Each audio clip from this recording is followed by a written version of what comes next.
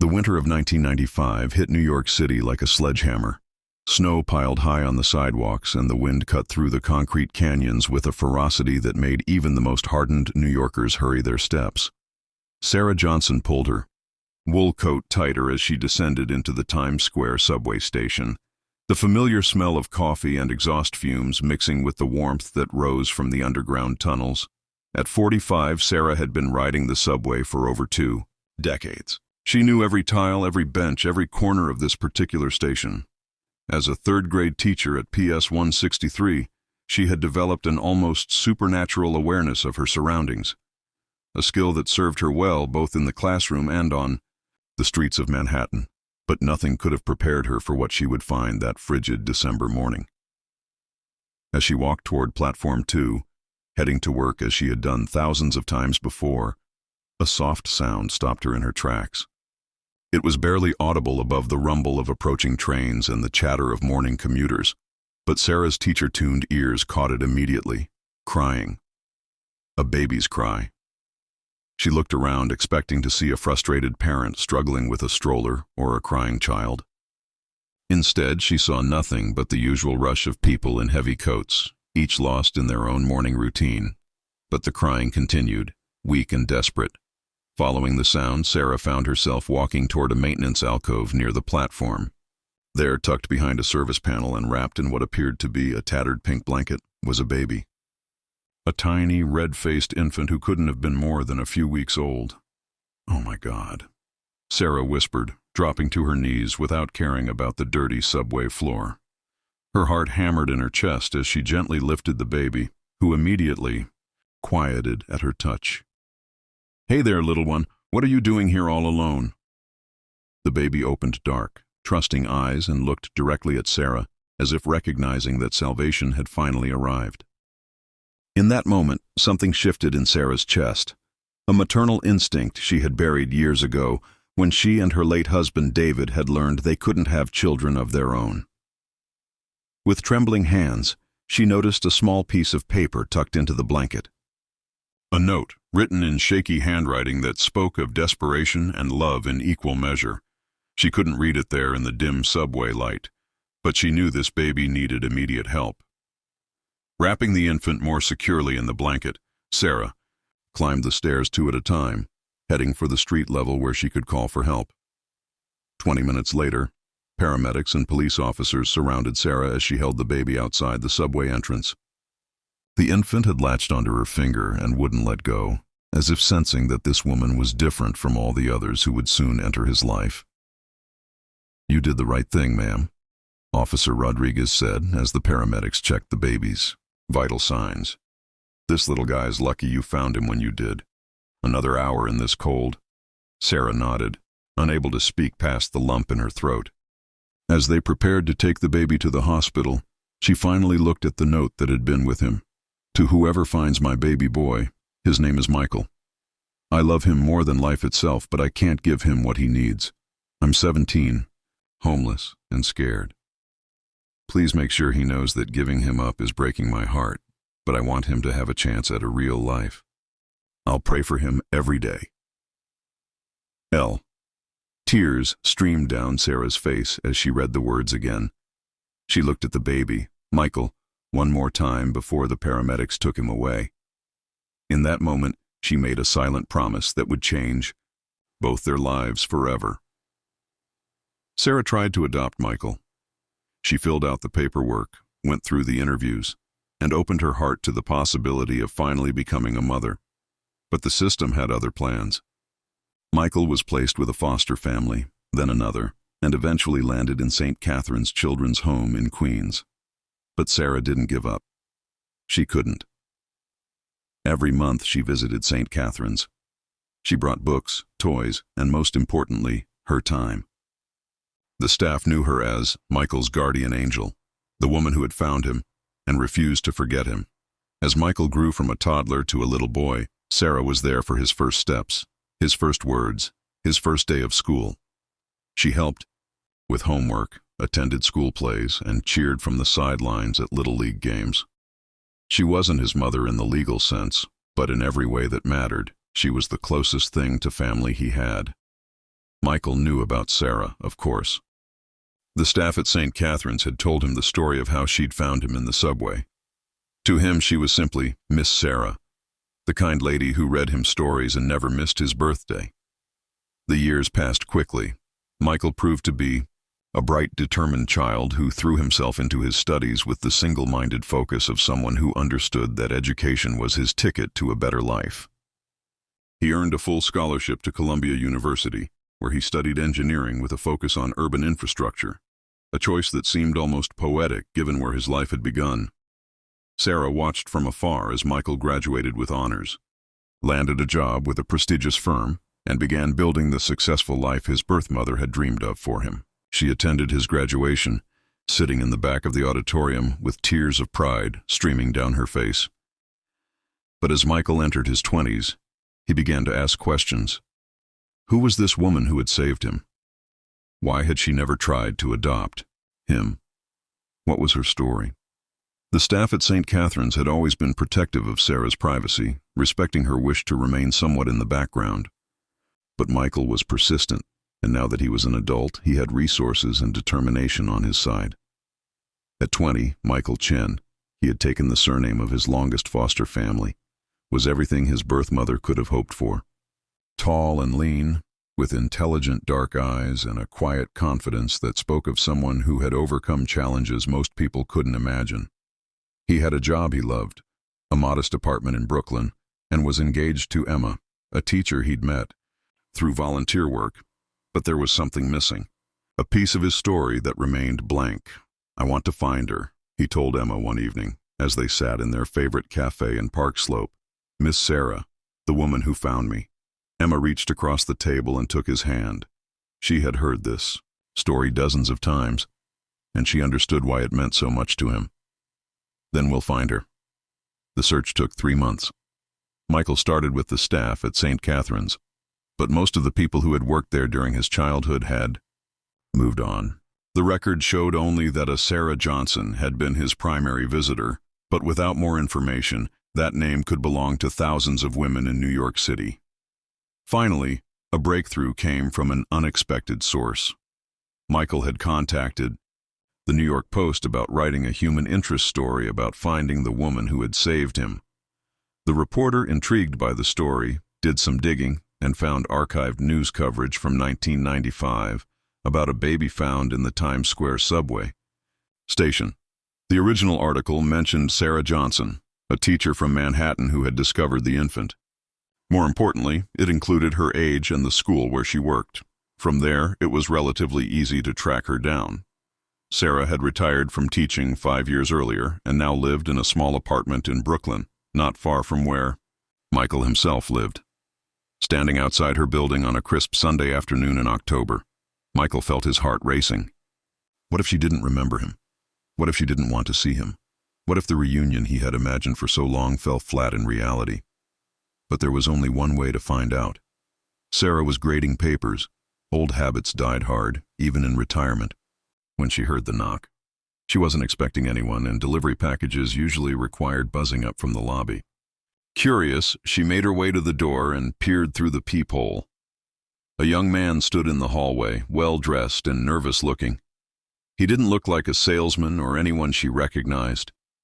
She considered ignoring the knock, but something about his posture, the way he stood with his shoulders slightly hunched, as if preparing for disappointment, reminded her of something. "Can I help you?" she called through the door. "Are you Sarah Johnson?" The voice was deep but gentle, with a slight tremor of emotion. "Yes. Who's asking?" There was a pause. Then, "My name is Michael Chen. I think you saved my life 20 years ago." Sarah's hand flew to her mouth. Her heart began racing as she fumbled with the multiple locks on her door. When she finally got it open, she found herself face to face with a tall, handsome young man with the same dark eyes she remembered from a tiny baby's face. "Michael?" she whispered. He nodded, tears already streaming down his face. "Miss Sarah, I've been looking for you." Without hesitation, Sarah pulled him into her arms. For a moment, they were both transported back 20 years, to a subway platform where a desperate cry had connected two souls who needed each other. come in, Sarah said, leading him into her small but cozy apartment. I can't believe it's really you. Look at you, you're so tall and handsome. I always wondered. They sat on her sofa, and Michael told her everything. About his education, his job, his fiancée Emma, his volunteer work with homeless youth. He told her how he had never forgotten her visits, how she had been the constant in his childhood, the proof that someone cared about his future. I need to know, he said finally. Why didn't you adopt me? I always wondered if you didn't want me enough, or if I wasn't good enough. Sarah's heart broke at the question. Oh, honey, oh, Michael, I tried so hard, but I was a single woman, older in the system. They wanted younger couples, families with 2 parents. I fought for months, but they said no. It was never about not wanting you. You were the child I had always dreamed of having. She got up and walked to a small chest in the corner of her living room. From it, she pulled out a box that Michael immediately recognized. It contained photos of him throughout his childhood, report cards she had somehow obtained copies of, newspaper clippings about his scholarship to Columbia, even a program from his graduation. I never stopped being proud of you, she said. I never stopped loving you like you were my own son. Michael stared at the box, overwhelmed. But then Sarah pulled out something else, something that made his breath catch in his throat. A pink blanket, faded and worn but carefully preserved. This was with you when I found you, she said softly, along with something else. Sarah's hands shook slightly as she pulled out a small envelope, yellowed with age. I kept this all these years. I always thought, someday when you were ready you might want to read it. Michael recognized his birth mother's letter immediately. The staff at St. Catherine's had shown him a photocopy when he turned 18. But seeing the original, in Sarah's careful preservation, felt different somehow. Read it to me, he asked. I want to hear it in your voice. Sarah unfolded the fragile paper and began to read. To whoever finds my baby boy, his name is Michael. I love him more than life itself, but I can't give him what he needs. I'm 17, homeless, and scared. Please make sure he knows that. Giving him up is breaking my heart, but I want him to have a chance at a real life. I'll pray for him every day. L. They sat in silence for a moment, both thinking about the desperate young woman who had made an impossible choice. I used to wonder about her, Sarah said finally. Your birth mother. Whether she was okay, whether she ever thought about you. The social workers tried to find her when I turned 18, Michael said. But Elle isn't much to go on, and there was no other identifying information. Sarah was quiet for a long moment, studying the letter. Then she looked up at Michael with an expression he couldn't quite read. What if I told you that might not be entirely true? Michael's heart began to race. What do you mean? Sarah got up and walked to her kitchen, returning with a magnifying glass. I'm a teacher, Michael, or I spent 30 years looking at children's handwriting, learning to read between the lines. Look at this letter again.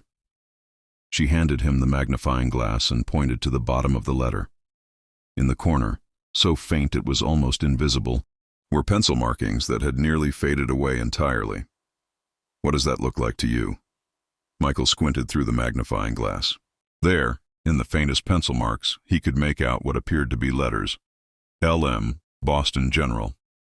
I noticed this years ago, Sarah said. I think your birth mother was in a hospital when she wrote this. Maybe she was getting medical care, or maybe she worked there. And LM, those could be her initials. Michael stared at the faint markings, hope and fear warring in his chest. Do you think she could still be alive? There's only one way to find out. The next few weeks were a whirlwind of phone calls, internet searches, and detective work. Sarah threw herself into the investigation with the thoroughness of someone who had spent decades organizing classroom projects and tracking down lost homework assignments. They started with Boston General Hospital, calling the records department and explaining their situation. HIPAA laws prevented the hospital from releasing any information, but a sympathetic administrator suggested they try posting on social media and local Boston news outlets. Emma, Michael's fiancée, proved to be invaluable in the search. As a teacher, herself, she understood the importance of organization and persistence. She created a timeline, mapped out potential leads, and even reached out to her own network of social worker friends. The breakthrough came from an unexpected source. Emma had posted Michael's story on a Facebook group for social workers in the Boston area, asking if anyone knew of a woman with the initials LM who might have worked at Boston General in the mid-1990s. 3 days later, they received a private message from a woman named Patricia Gonzalez. "I think I might know who you're looking for." There was a young woman named Lisa Martinez who worked as a volunteer at Boston General in the 90s. She was very young, maybe 16 or 17, and I remember she disappeared suddenly.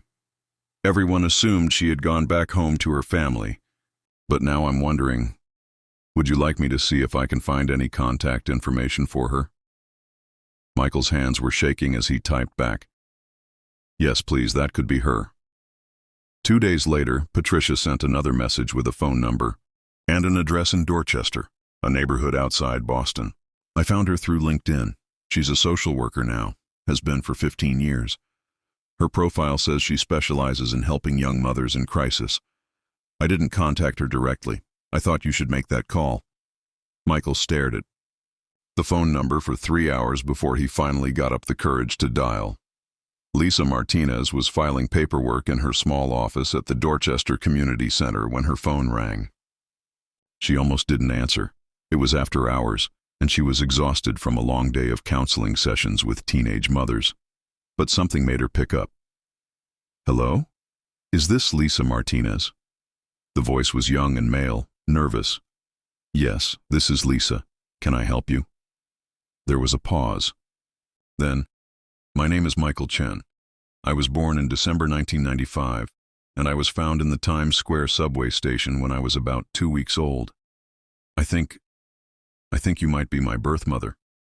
Lisa dropped the papers she was holding. For a moment, she couldn't breathe, couldn't think, couldn't do anything but grip the phone and try to process what she had just heard. "Michael?" she whispered. "Yes. I got your number from someone who used to work at Boston General. I found a letter you wrote and... Oh my God, is this real? Are you really?" Lisa began to cry, 20 years of suppressed grief and hope pouring out in great gasping sobs. "I'm real," Michael said gently, "and I want you to know, I don't blame you for anything. I want to thank you." "Thank me?" Lisa could barely speak through her tears. "For giving me a chance at life, for making sure I was found by someone who would care about me. I've had a good life, Lisa. A really good life." They talked for 2 hours. Lisa told him about that terrible winter when she was 17, homeless and pregnant, sleeping in hospital, waiting rooms, and bus stations. She told him how she had carried him for as long as she could.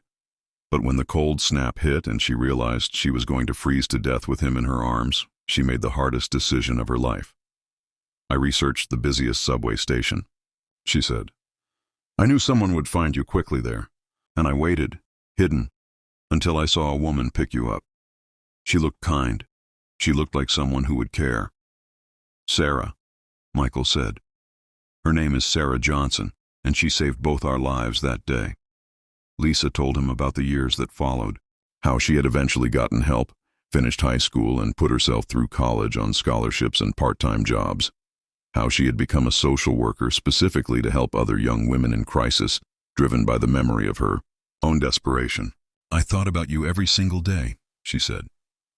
"I wondered if you were okay, if you were happy, if you understood why I had to let you go." "I understand," Michael said, "and I want to meet you." Sarah insisted on coming to Boston with Michael. "I've been part of this story from the beginning," she said. "I want to see how it ends." They met Lisa at a small cafe in Dorchester on a Saturday morning in November. Michael spotted her immediately. He had her eyes, her smile, the same way of tilting her head when she was thinking. Lisa stood up when she saw him, her hands pressed to her mouth, tears already streaming down her face. She was 42 now, with gray threads in her dark hair and laugh lines around her eyes. She looked like someone who had lived through hardship, but had come out stronger on the other side. "Michael," she whispered as he approached her table. "Hi, Mom," he said, and the word felt both foreign and perfectly natural at the same time. They embraced awkwardly at first, then with increasing warmth as 20 years of separation began to melt away. When they finally separated, Lisa turned to Sarah, who had been hanging back to give them their moment. "You must be Sarah," Lisa said, "the woman who saved my son. We saved each other." Sarah replied simply. The three of them sat together in the cafe for hours, piecing together the story from all three perspectives. Lisa learned about Michael's childhood, his education, his success. Sarah learned about the desperate circumstances that had led to that moment in the subway.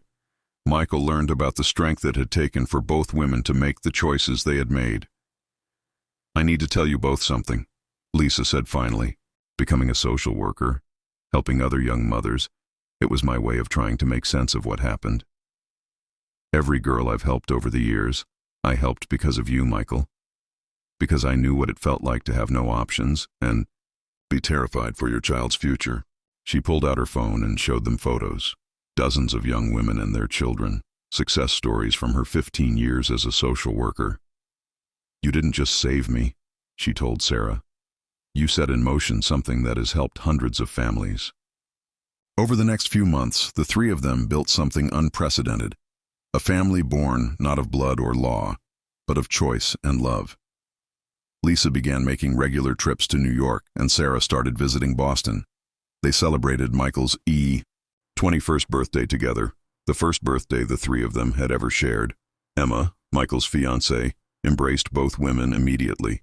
She had grown up in foster care herself and understood the power of chosen family. When Michael proposed to her that Christmas, on the platform of the Times Square subway station where his story had begun, both Sarah and Lisa were there to witness it. "I want you both to know," Michael said as they rode the subway home that night, "that finding you didn't complete me. I was already complete. But it explained me. It helped me understand where my strength came from and why helping others has always felt so important to me." He looked at Sarah. "You taught me that kindness to strangers matters, that one person can change a life just by paying attention." He looked at Lisa. "And you taught me that love sometimes means making impossible choices, and that sacrifice can be its own form of heroism." Sarah and Lisa exchanged a look across the subway car. In that moment, they realized they had become more than just connected by Michael. They had become friends, bonded by their shared understanding of what it meant to love someone enough to put their needs before your own. Michael and Emma's wedding took place the following October in Prospect Park, Brooklyn. It was a small ceremony, just close friends and the family that mattered most. Sarah walked Michael down the aisle. It had been Emma's idea, and when she suggested it, Michael had begun to cry. "She's been your mother in every way that counts," Emma had said. This should be her moment too. Lisa stood with Emma's bridesmaids, beaming with pride as she watched the young man she had carried for 9 months and loved for 20 years pledge his life to a woman who clearly adored him. During the reception, Michael gave a speech that left everyone in tears. "Most people grow up knowing where they come from," he said. "I grew up knowing where I was going. And that's because of the 3 extraordinary women who made sure I always knew I was loved." He looked at Emma. "My wife taught me that family is something you build, not something you're born into." He looked at Sarah. "My guardian angel taught me that strangers are just family you haven't met yet, and that paying attention to the world around you can literally save lives." He looked at Lisa. "And my birth mother taught me that the deepest love sometimes looks like letting go, and that every choice we make echoes through generations." As the evening wound down, Sarah, Lisa, and Michael found themselves sitting together at a corner table watching Emma dance with her friends. "I have something for you both," Michael said, pulling out 2 small wrapped packages. Inside each package was a framed photo, the 3 of them together at the cafe in Dorchester on the day they had first met as a complete family. But it was the inscription that made them both cry. To Sarah and Lisa, "Thank you for showing me that love multiplies, it doesn't divide." that families can be born in subway stations and grow in coffee shops, that angels come in all forms, and that the best stories don't end. They just begin new chapters. All my love, Michael. 5 years later, Sarah was volunteering at a new community center in Brooklyn when a young woman approached her. The girl couldn't have been more than 16, and she was clearly pregnant. "Excuse me," the girl said nervously. "Are you Sarah Johnson, the lady who found the baby in the subway?" Sarah's heart skipped a beat. Over the years, Michael's story had been covered by local news outlets and shared on social media. She had become something of a local legend, the woman who proved that paying attention to the world around you could change everything. "Yes, I am," Sarah said gently. "Can I help you?" The girl began to cry. "I'm pregnant, and I don't know what to do. I heard your story, and I thought maybe you could help me figure out what's right." Sarah put her arm around the girl's shoulders. "What's your name, honey?" "Jessica. Jessica Rodriguez." "Well, Jessica, the first thing you need to know is that you have options. And the second thing you need to know is that you're not alone." Sarah pulled out her phone and scrolled through her contacts until she found the number she was looking for. "I'd like you to meet someone," she said. "Her name is Lisa Martinez, and she's been exactly where you are right now." As she made the call, Sarah smiled. Michael's story hadn't ended with his wedding. It had just inspired a new chapter. And somewhere in the city, she knew that Michael and Emma were probably having dinner, maybe talking about starting their own family someday. The baby who had been found in a subway station had grown up to become a man who built bridges, literally as an engineer, and figuratively as someone who understood that every person's story mattered. He volunteered with homeless youth, mentored kids in foster care, and had recently started a nonprofit organization that helped birth mothers connect with resources and support. Sarah ended her call with Lisa and turned back to Jessica. "She's going to meet us here in an hour. In the meantime, why don't you tell me your story?" As Jessica began to talk, Sarah thought about the day 20 years earlier when she had heard a baby crying in a subway station. She had been heading to work, focused on her own problems and plans. She could have kept walking. She could have assumed someone else would handle it. Instead, she had paid attention. She had stopped. She had cared, and that simple act of humanity had rippled outward in ways she never could have imagined, touching hundreds of lives and creating a family that spanned generations and defied every traditional definition of what family was supposed to look like. Outside, the autumn wind whistled through the Brooklyn streets, and somewhere in the distance, a subway train rumbled through tunnels that connected millions of strangers who were all just trying to make their way home. But in the community center, 3 women, one who had given life, one who had saved it, and one who was trying to figure out what to do with the life growing inside her, sat together and proved once again that the most important connections happen when we choose to see each other, to listen to each other, and to believe that everyone deserves a chance at love. Michael's story had begun with a cry in the darkness and a stranger who chose to answer. Now it continued with new cries, new strangers, and the same choice that every person faces every day. Will you pay attention? Will you stop? Will you care? In the end, that's all any of us can do. And sometimes, if we're very lucky, it's enough to change the world.